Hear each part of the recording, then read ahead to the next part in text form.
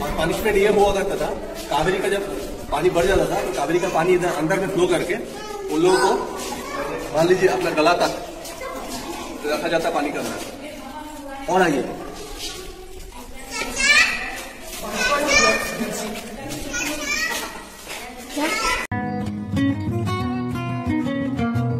उन्होंने अपना जुम्मा मस्जिद से पहले नमाज पढ़ते थे, उसके बाद स्वामीनारायण टेम्पल में पूजा करते थे। और ये देखो, ये जो पोर्शन, ये देखो, ये ईटा आनी में रखा हुआ है, ये पहले क्या हुआ था, ये दरवाजा हुआ करता था और ये अंडरग्राउंड टू द टेम्पल। और टीपू सुल्तान यहाँ से आते थे और यहाँ से आने के बाद उसको गोली मारा गया। उसको गोली मारने के बाद क्या वो गिर गए और उसका घोड़ा ऐसा वफादार था, कोई भी अंग्रेज को उसका नजदीक आने नहीं दे रहा था, तो फिर उस घोड़े को गोली मार दिया गया। घोड़ा जब मर गया। এখন আমরা চলে এসেছি শ্রীরঙ্গপত্তনম। শ্রীরঙ্গপত্তনম ভারতের কর্ণাটক রাজ্যের মান্ডু জেলার একটি শহর। দক্ষিণ ভারতের প্রাচীন মহীশূর রাজ্যের শাসক টিপু সুলতানের রাজধানী ছিল এই গ্রামে। এখানকার অন্যতম দর্শনীয় জায়গা হলো টিপু সুলতানের সামার প্যালেস, লালবাগ প্রাসাদের ধ্বংসাবশেষ, টিপু সুলতানের সমাধি আর হচ্ছে রঙ্গনাথ স্বামীর মন্দির। তো সবার প্রথমে আমরা ঘুরে আসবো রঙ্গনাথ স্বামীর মন্দিরের ভেতর থেকে। এএসআই অর্থাৎ ভারতীয় প্রত্নতাত্ত্বিক জরিপ অনুসারে মন্দিরটি উল্লেখযোগ্য প্রাচীনতার একটি। মন্দিরের একটি শিলালিপি থেকে জানা যায় যে এটি 984 খ্রিস্টাব্দে পশ্চিমগঙ্গা রাজবংশে তিরুমালাইয়া নামে একজন স্থানীয় প্রধান দ্বারা নির্মিত হয়েছিল। দ্বাদশ শতাব্দীর গোড়ার দিকে হোয়সালা রাজা বিষ্ণুবর্ধন শ্রীরঙ্গপট্টনা গ্রামটি বৈষ্ণব সাধক রামানুজাচার্যকে শিক্ষার স্থান হিসাবে প্রদান করেন। মন্দিরের প্রবেশদ্বারের উপর যে টাওয়ারটি রয়েছে সেটি বিজয়নগর স্থাপত্যের সাথে সামঞ্জস্যপূর্ণ বৈশিষ্ট্য বহন করে। মন্দিরটি টিপু সুলতানের প্রাসাদ থেকে মাত্র 400 মিটার দূরে। শ্রী রঙ্গনাথ স্বামী মন্দিরটি হিন্দু দেবতার রঙ্গনাথ অর্থাৎ বিষ্ণুকে উৎসর্গ করা হয়েছে। মন্দিরটি বৈষ্ণব ঐতিহ্যের 108টি অভিমান ক্ষেত্রের মধ্যে একটি। এটি রঙ্গনাথের ভক্তদের জন্য কাবেরী নদীর তীরে শ্রী বৈষ্ণব ধর্মের 5টি গুরুত্বপূর্ণ তীর্থস্থানগুলির মধ্যে একটি। এই 5টি স্থান সমষ্টিগতভাবে দক্ষিণ ভারতের পঞ্চরাঙ্গা ক্ষেত্র নামে পরিচিত। যেহেতু শ্রীরঙ্গপাটনা হলো উজান থেকে শুরু হওয়া প্রথম মন্দির, তাই দেবতা আদিরাঙ্গা নামে পরিচিত। শ্রীরঙ্গপট্টনা শহর, যা মন্দির থেকে এর নামটি এসেছে, কাবেরী নদীর একটি দ্বীপে অবস্থিত। কথিত আছে মহাবিষ্ণুকে হেলান দিয়ে দেখার জন্য গৌতম মহর্ষি এই স্থানে কঠোর তপস্যা করেছিলেন। এই স্থানে ভগবান বিষ্ণু তাকে রঙ্গনাথ স্বামী রূপে চিত্রিত করেছিলেন। গৌতম মহর্ষি তাকে চিরকাল এখানে থাকতে বলেছিলেন, যাতে ভক্তরা আগামী যুগে এই প্রভুর প্রার্থনা করতে পারে। গর্ভগৃহে বিষ্ণুর মূর্তিটি সাপের 7টি ফণা দ্বারা গঠিত একটি ছাউনির নিচে তার সহধর্মিনী লক্ষ্মীকে তার পায়ের কাছে রেখে সাপের কুণ্ডলীর উপর হেলান দিয়ে বসে আছে। পার্শ্ববর্তী বিষ্ণু হল হিন্দু দেবতাদের অন্যান্য দেবতা ভূদেবী, পৃথিবীর দেবী, ব্রহ্মা, স্রষ্টা, নরসিংহ, বিষ্ণুর অবতার, শ্রীনিবাস, বিষ্ণুর প্রকাশ, হনুমান, গরুড় এবং আলোয়ার সাধুদের উদ্দেশ্যে নিবেদিত কমপ্লেক্সের মধ্যে আরও ছোট মন্দির আছে।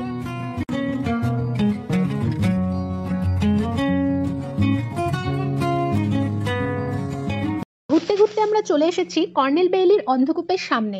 চলুন জেনে নেওয়া যাক কর্নেল বেইলি কে ছিলেন আর এই অন্ধকূপেরই বা বিশেষত্ব কি ছিল। শ্রীরঙ্গপত্তনায় কর্নেল বেইলির অন্ধকূপ ছিল সেই জায়গা যেখানে মহীশূর রাজ্যের শাসক টিপু সুলতান সমস্ত ব্রিটিশ অফিসারদের বন্দী করতেন, যারা তার দ্বারা এবং তার আগে তার পিতা হায়দার আলীর দ্বারা সংঘটিত অ্যাংলো মহীশূর যুদ্ধের সময় বন্দী হয়েছিলেন। কর্নেল বেইলি দ্বিতীয় অ্যাংলো মহীশূর যুদ্ধে টিপু সুলতানের হাতে পড়ে যান এবং এই অন্ধকূপে কয়েক মাস কাটিয়েছিলেন। এটি টিপু সুলতানের স্মৃতিসৌধের কাছেই অবস্থিত এবং চারদিকে বাগান দ্বারা বেষ্টিত। কর্নেল উইলিয়াম বেইলি ছিলেন একমাত্র ব্রিটিশ অফিসার যিনি 1782 সালে এই অন্ধকূপেই মারা যান, তাই পরে তার নামানুসারে অন্ধকূপটির নামকরণ করা হয়েছিল। বন্দীদের অন্ধকূপের পাথরের স্ল্যাবে বেঁধে তাদের ঘাড় পর্যন্ত জলে ডুবিয়ে রাখা হতো। এই অনন্য ভূগর্ভস্থ অন্ধকূপটি ইট এবং চুনের গাঁথনি দিয়ে তৈরি করা হয়েছিল। এটি স্থাপত্যের দিক থেকে নজর কাড়া, কারণ এতে একাধিক প্রতিসাম্য খিলান রয়েছে যা চেম্বারকে আলোকিত করে। খিলানগুলির বিশেষ দিক হলো এটি একটি মসজিদের সমাধির মতন দেখায়, পাশে বাল্ব আকারে এবং ছাদের সাথে একত্রিত হয়। এখানে একটি উত্থিত প্ল্যাটফর্ম রয়েছে যার উপরে বন্দীদের বেঁধে রাখার জন্য হুক এবং চেন ডিভাইসগুলির সাথে ছিদ্রযুক্ত কাঁধের উচ্চতার পাথরের স্ল্যাব লাগানো হয়েছে। 1799 সালে টিপু সুলতানের শেষ যুদ্ধে যখন শ্রীরঙ্গপত্তনায় ব্রিটিশ বাহিনী বোমাবর্ষণ করেছিল, তখন একটি বড় ক্যানন ছাদটি ছিদ্র করে একটা বড় গর্ত তৈরি করে। সেটি আজও দেখা যায় এবং ক্যাননটিও রয়েছে। বন্দীদের অন্ধকূপের পাথরের স্ল্যাবের সাথে বেঁধে ঘাড় পর্যন্ত জলে ডুবিয়ে রাখা হতো এবং চলত অমানবিক অত্যাচার। কর্নেল বেইলি দীর্ঘ অসুস্থতার পর এই অন্ধকূপে মৃত্যুবরণ করেন। চলুন এবার একটু ঘুরে দেখে নেওয়া যাক। इसमें वो ब्रिटिश लोग जो लोग मार जाते थे, बेसिकली ये फेमस है, बेली को यहाँ रखा गया था।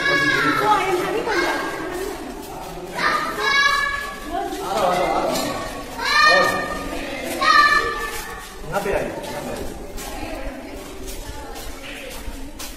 यहाँ पे देखिए एक होल है, ये एक होल है, अभी बंद कर दिया गया है, बट ये होल पहले जमाने में कनेक्ट हुआ करता था कावेरी के साथ, क्योंकि इस दीवार के जस्ट उस साइड में कावेरी है। और यहाँ पे टांगने के बाद उसको गला काट दिया जाता था। गला काटने के बाद यहाँ से बॉडी भगा जाता था सीधा कावेरी में। और पनिशमेंट ये हुआ करता था, कावेरी का जब पानी बढ़ जाता था तो कावेरी का पानी इधर अंदर में फ्लो करके उन लोगों को मान लीजिए अपना गला तक रखा जाता पानी का अंदर। और आइए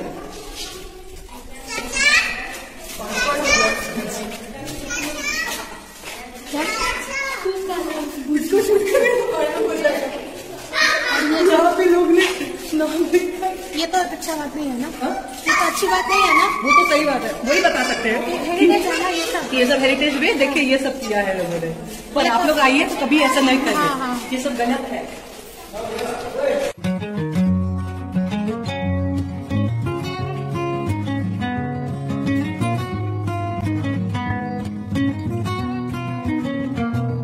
उन्होंने अपना जुम्मा मस्जिद से पहले नमाज पढ़ते थे, उसके बाद स्वामीनारायण टेम्पल में पूजा करते थे। और ये देखो, ये जो पोर्शन, ये देखो, ये ईटा अनइवन रखा हुआ है। ये पहले क्या हुआ था, ये दरवाजा हुआ करता था, और ये अंडरग्राउंड टू द टेम्पल।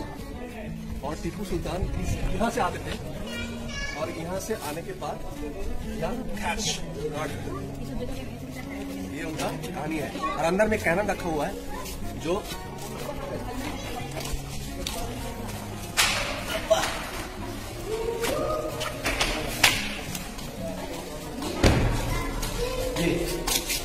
ये कैनन रखा हुआ है।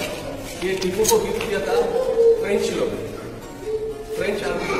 जब ब्रिटिश को हराया था टीपू ने, उसका ऑनर में फ्रेंच आर्मी दिया था टीपू को ये गिफ्ट, ये कैनन।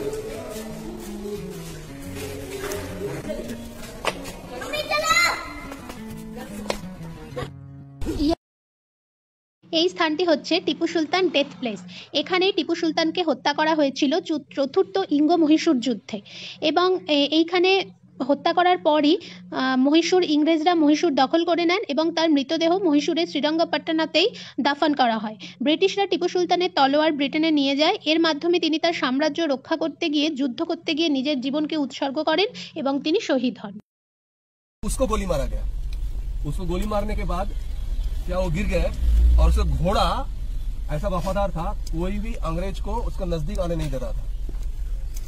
तो फिर उस घोड़े को गोली मार दिया गया। घोड़ा जब मर गया, उसके बाद जो एक उसका कोई सिपाही और कुछ होगा, उनके गले में ना एक ये डायमंड हुआ करता इतना बड़ा सा, तो वो डायमंड लेने के लिए ऐसा हाथ जब बढ़ाया ना, टीपू सुल्तान खंजर निकाल के उसका हाथ ही काट दिया था पूरा। उसके बाद टीपू को गोली मार दिया गया। यही वो जगह है।